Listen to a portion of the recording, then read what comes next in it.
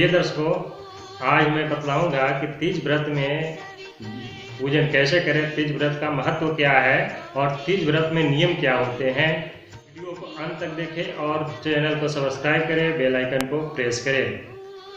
तीज व्रत भाद्रपद मास के शुक्ल पक्ष में हस्त नक्षत्र युक्त तृतीया तिथि को मनाई जाती है।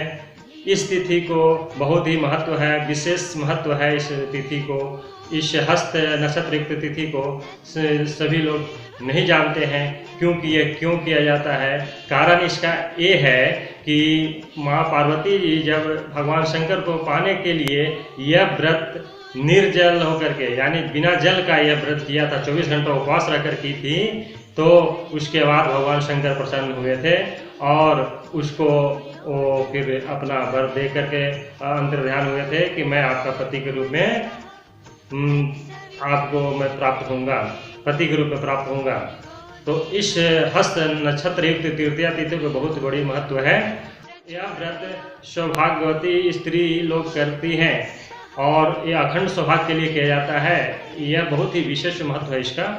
और कुंवारी कन्याएं भी इस व्रत को करती हैं क्योंकि वो अपने मनोवांछित वर योग्य वर को प्राप्ति करने के लिए करती हैं। योग वर कैसे प्राप्त हो उसके लिए व्रत को करती हैं। यह व्रत का महत्व बहुत है। यह कठोर व्रत में माना जाता है। ये बहुत ही कठोर व्रत है। यह निर्जला यानी बिना जल का यह व्रत किया जाता है। ये व्रती लोग इसे बिना जल ग्रहण किए हुए करती हैं, 24 घंटे उपवास रहती हैं और भगवान का पूजा करती हैं और उसके बाद वे पूजन के बाद कथा सुनती हैं। तो पूजन की विधि क्या है? पूजन करने के पहले व्रती लोग सोलह श्रृंगार करके अपने हाथों में मेहंदी लगा करके और उसके बाद वह नित्य क्रिया से निवृत्त रह करके और उसके बाद पूजन के लिए पूजन स्थान पर बैठती हैं। पूजन करने के लिए पहले दीपक को प्रज्वलित करती है और दीपक प्रज्वलित करने के बाद भगवान गणेश गौरी का पूजन कर, भगवान वरुण का पूजन कर, कलश का पूजन करने के बाद माँ पार्वती के साथ भगवान भोलेनाथ का पूजन करती हैं। और पूजन फोटो प्रचार से किया जाता है। अगर जिसके पास जो उपलब्ध हो उसी के अनुसार पूजन करें और पूजन के बाद कथा का श्रवण करना चाहिए। कथा क्यों श्रवण करना चाहिए? कथा श्रवण करते समय व्रती के मन में भगवान भोलेनाथ का एक आधारभूत संरचना उत्पन्न होती है, एक ऑरा चलता है, जिससे उसके मन में जो ऑरा चलता है वही उनके अखंड सौभाग्य के लिए वो बहुत ही फलदायी होता है।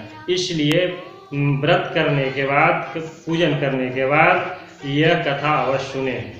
नियम यह है कि व्रत करने वाले जो ही व्रती हैं उस दिन जल ग्रहण न करें। जल ग्रहण करने से पुराणों में मान्यता है कि उस दिन अगर जो व्रती जल ग्रहण करती हैं वो जोग के अगले जन्म में उनका जोग का घर में जन्म होता है, जोग के स्वरूप में जन्म होता है।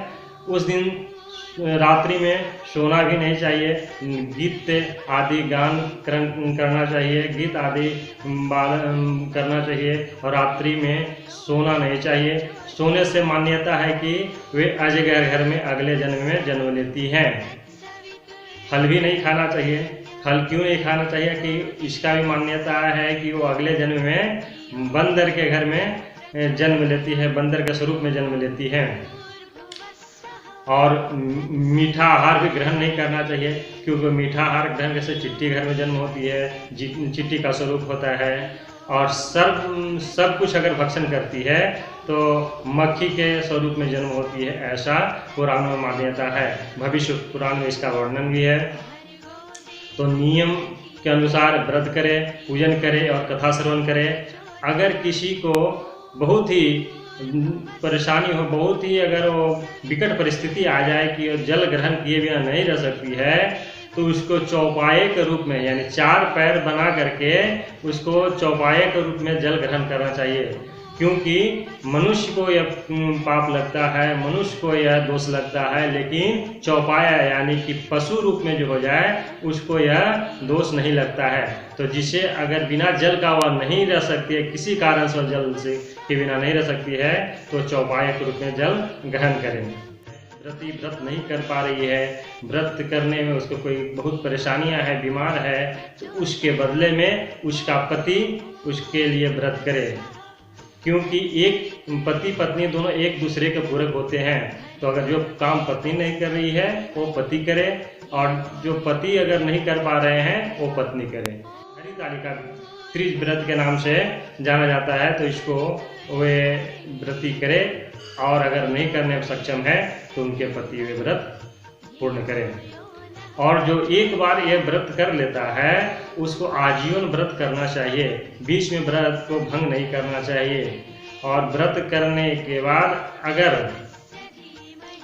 किसी प्रकार की समस्याएं होती है, किसी प्रकार की समस्या होती है, तो चौपाए के रूप में उस को जल को ग्रहण कर सकती है, कोई इसमें दोष नहीं लगता है और उससे वो परेशानियां नहीं उत्पन्न होती है।